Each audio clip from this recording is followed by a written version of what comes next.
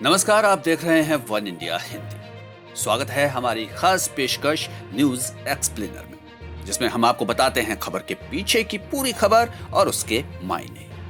इसी कड़ी में आज बात तमिलनाडु की राजनीति में उस जातीय समीकरण की जिसे समझना और जानना आपके लिए बेहद जरूरी है, क्योंकि आने वाले समय में तमिलनाडु में विधानसभा चुनाव भी होने हैं। लिहाजा वोट बैंक के हिसाब से भी यहां तमाम राजनीतिक दल अपने समीकरण बैठाने में लग गए हैं। आपको बता दें, यूपी बिहार की तरह ही तमिलनाडु में भी जाति की राजनीति काफी मायने रखती है। हालांकि दक्षिण की इस राजनीति से उत्तर भारत के ज्यादातर लोग कम ही परिचित हैं। यूं तो राज्य की राजनीति में दलित और तमिल भौमिकता का बोलबाला है, लेकिन तमिलनाडु की राजनीति में एक और वर्ग है जो पिछले काफी समय से हाशिए पर चला गया है, लेकिन उस वर्ग की उम्मीदें अब फिर से परवान चढ़ने लगी हैं। जी हां, हम बात कर रहे हैं तमिलनाडु में ब्राह्मण वर्ग की। दरअसल तमिलनाडु में सियासी तौर पर ब्राह्मणों के कमजोर होने के पीछे एक बड़ी वजह अय्यर और अयंगार समुदाय के बीच की अदावत को माना जाता है। अब यहाँ आपको समझना यह जरूरी है कि अय्यर और अयंगार समुदाय हैं क्या, दूसरी बात इनके बीच खींचतान की वजह क्या है, और तीसरी बात तमिलनाडु में राजनीतिक तौर पर ये कितने प्रभाव रखते हैं। दरअसल तमिलनाडु में अय्यर और अयंगार की अदावत सिर्फ राजनीति तक ही सीमित नहीं है, बल्कि दशकों से ये जंग चलती आ रही है। दरअसल अय्यर और अयंगार की लड़ाई पूजा पद्धति को लेकर है। अय्यर ब्राह्मण अद्वैत वेदांत का अनुसरण करते हैं, जिसकी शुरुआत आदि गुरु शंकराचार्य ने की थी। अहम ब्रह्मास्मि, संसार में ब्रह्म ही सत्य है, यही अय्यर ब्राह्मणों की विचारधारा है। 16 संस्कारों का पालन करने वाले अय्यर ब्राह्मण धोती या वेष्टी पहनते हैं। अय्यर ब्राह्मण तमिलनाडु के अलावा आंध्र प्रदेश और कुछ हद तक कर्नाटक में भी रहते हैं। आपको ये भी बताते चलें कि अय्यर ब्राह्मणों की गिनती सबसे विशिष्ट जातियों में होती है। ब्रिटिश काल से लेकर अब तक किसी जाति से ऐसे लोग निकले जो पढ़ाई और अन्य क्षेत्र में आगे रहे हैं, यानी कुल मिलाकर इसे एलीट क्लास कहा जा सकता है। वहीं तमिल ब्राह्मण की ही दूसरी उपजाति है अयंगार ब्राह्मण। तमिल भाषी हिंदू ब्राह्मण अयंगार वशिष्ठाद्वैत का अनुसरण करते हैं, जिसकी शुरुआत आचार्य रामानुज ने की थी।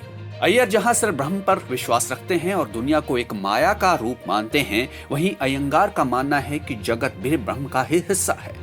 ऐसे में ब्रह्म के साथ जगत का सम्मान भी जरूरी है।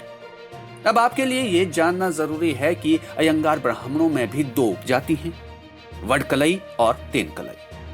अयंगार की इन दो उपजातियों में भी पूजा पद्धति को लेकर सदियों से संघर्ष चला रहा है। वडकलई और तेनकलई में विवाद इतना गहरा है कि इसको लेकर एक बार तो मद्रास हाई कोर्ट ने यहां तक कह दिया था कि जब तक धरती है तब तक इनका झगड़ा खत्म नहीं हो सकता। अब बात करते हैं मौजूदा वक्त में इस जातीय समीकरण का राजनीति पर असर क्या है। आजादी के वक्त तक तमिलनाडु में ब्राह्मण राजनीति का काफी वर्चस्व रहा, लेकिन समय बीतने के साथ ही द्रविड़ आंदोलन और दलित राजनीति के उभरने से यहां इनका दबदबा कम होता चला गया। इतना ही नहीं, दलित समेत दूसरी छोटी जातियों की तरफ से अगली जातियों पर दबाने, आगे बढ़ने का मौका नहीं देने और प्रताड़ित करने जैसे कई आरोप लगे। इसी के बाद तमिलनाडु की सियासत में द्रविड़ मूवमेंट के साथ दलित और तमिल राष्ट्रवाद को बढ़ावा मिला, जिसके चलते ब्राह्मण मतदाताओं का दबदबा कम होता चला गया। तमिलनाडु में डीएमके और फिर एआईएडीएमके के दबदबे ने पूरी तरह से इस जातीय समीकरण को ध्वस्त कर दिया। यहां आपको यह बताते चलें कि जयललिता राज्य के शीर्ष पद तक पहुंचने वाली आखिरी ब्राह्मण नेता थी। मुख्यमंत्री बनने वाली वो अब तक की दूसरी ब्राह्मण नेता थी। ये बात दूसरी है कि 2014 में राज्य में बीजेपी की आमद के बाद से ब्राह्मण पुनरुद्धार की चर्चा चल पड़ी है। हालांकि यहां ब्रिटिश काल से ही ब्राह्मणों ने प्रशासन पर पूरी तरह से अपनी पकड़ बना रखी थी, लेकिन वो कभी भी राज्य की विधायिका या कार्यपालिका पर हावी नहीं हो पाए। बाद में पेरियार ईवी रामास्वामी के तर्कवादी आंदोलन के बाद उभरे गैर ब्राह्मणों ने ब्राह्मणों को हाशिए पर ला दिया। इसी बीच तमिलनाडु में 1967 के चुनावों में डीएमके सत्ता में आई और कहा जाता है कि यहां से ब्राह्मणों की वापसी का रास्ता ही एक तरह से बंद हो गया।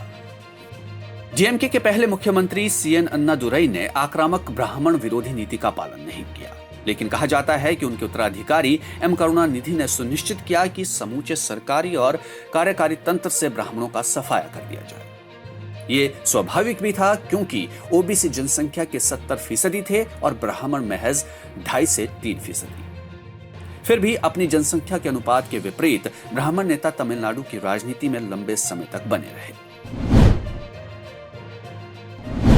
अब बीजेपी के तमिलनाडु में पैर जमाने की कोशिशों से ब्राह्मणों की उम्मीदें फिर से बढ़ने लगी हैं।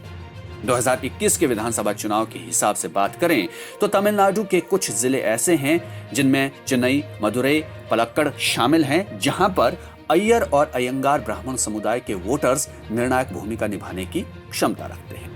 भले ही पूरे राज्य में इनकी संख्या ऐसी नहीं है कि हवा का रुख एक तरफा कर दें, लेकिन फिर भी वोट बैंक के हिसाब से राजनीतिक दलों के लिए इन दो समुदायों को अपने पक्ष में करना जरूरी हो जाता है।